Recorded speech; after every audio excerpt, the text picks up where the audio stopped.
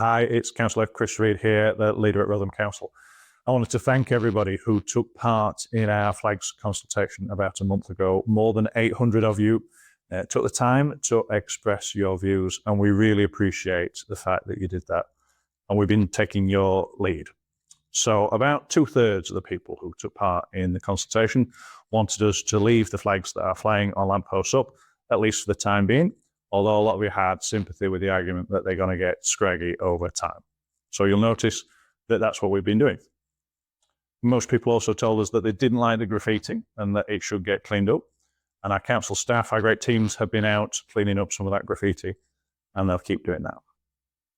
And if you remember, I also asked you about St. George's Day and whether we should do something special to mark England's National Day, the day of our patron saint, each year in April. And overwhelmingly, those of you who gave us a view about that said that we should. So I'm really pleased to be able to say that we are following the advice that you've given to us.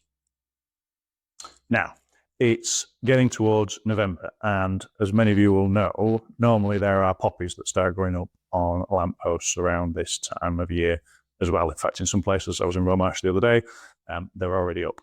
And we welcome that. We welcome the solidarity with our armed forces community that many people in Rotherham wish to express.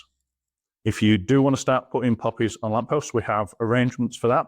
Please do get in touch. We'll put a link underneath this video, and we'll require you to reach an arrangement with our highways team about when you're going to put them up and when you're going to take them down. But the other thing that happens, of course, in November is Christmas lights start going on lampposts in many parts of the borough. And that's a challenge for us with the flags, because we can't have people going up on cherry pickers and on ladders putting Christmas lights up where there are flags flying off those lampposts. So if they're your flags on streetlights where Christmas lights go up, you might want to look over the next week or two at taking those down, at least temporarily, while those Christmas lights go up.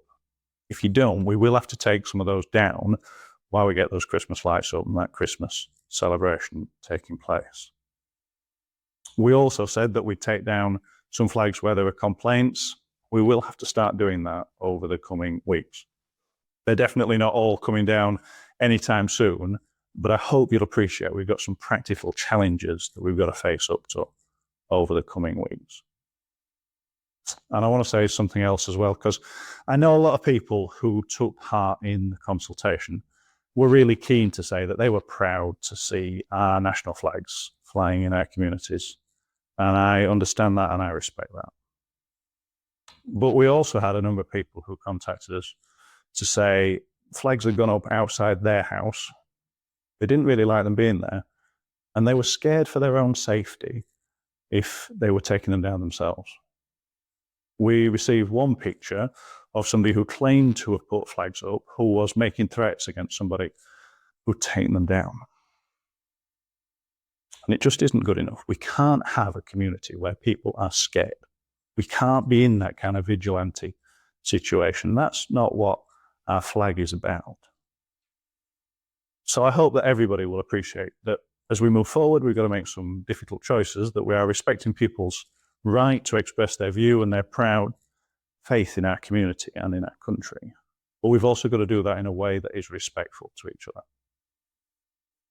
So going forward, there's a couple of things that we're going to do. The first is that we are going to be talking to parish councils and community organisations with buildings about whether we can help them to make arrangements to fly our national flags from their buildings. And we'll put a little bit of money behind that in order to make sure that people who wanted to see those national flags flying at the heart of our villages and our communities can continue to see that safely and appropriately.